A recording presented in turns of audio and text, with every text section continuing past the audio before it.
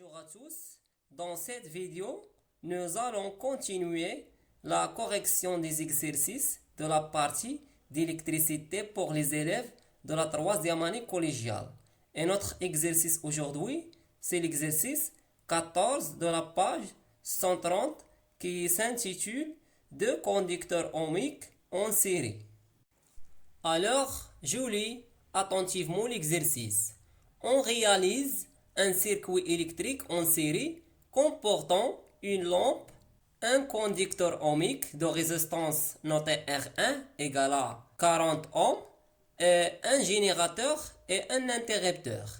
Après fermeture du circuit, la lampe éclaire normalement. Question 1. Trace le schéma du montage.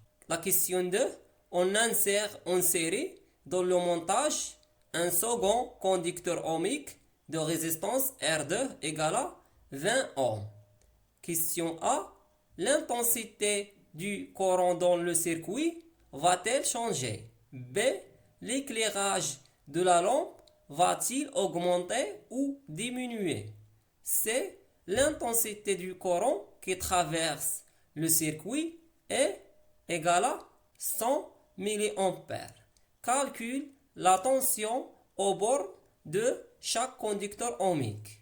La correction. Question 1. Trace le schéma du montage. Alors, on va tracer le schéma de montage qui comporte un générateur et une lampe et un conducteur ohmique de résistance R1 et d'un interrupteur fermé, comme indique la figure sur l'écran. La question 2. On insère en série dans le montage un second conducteur ohmique de résistance R2 égale à 20 ohms. Alors on ajoute dans le montage précédent un autre conducteur ohmique de résistance R2 en série avec R1, comme indique la figure. La question A. L'intensité du courant dans le circuit va-t-elle changer? Est-ce que l'intensité du courant dans le circuit va-t-elle changer si on ajoute un autre conducteur ohmique de résistance R2? La réponse, l'ajout de conducteurs ohmiques en série dans le circuit électrique diminue l'intensité de courant électrique. Donc, l'intensité du courant va changer.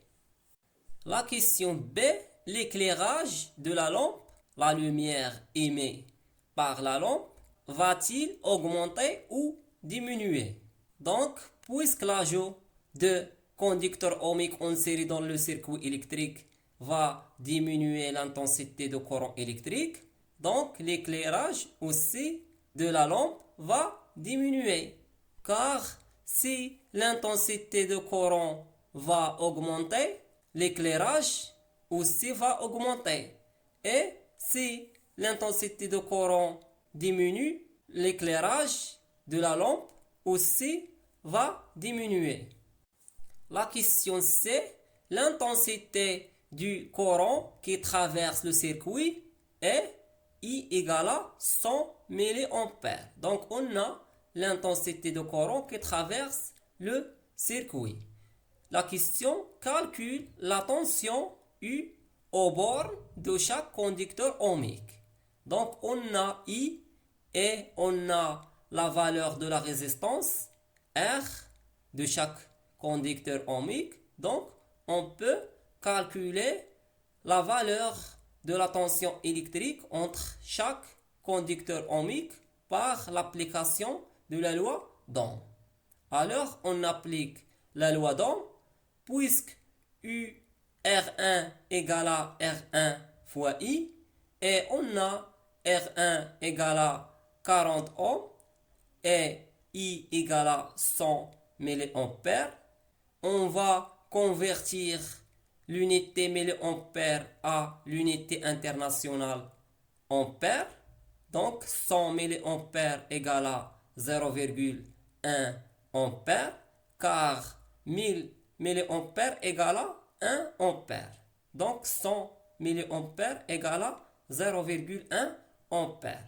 Et on effectue l'application numérique, on trouve UR1 égale à R1 fois I. On remplace R1 par sa valeur et I par sa valeur.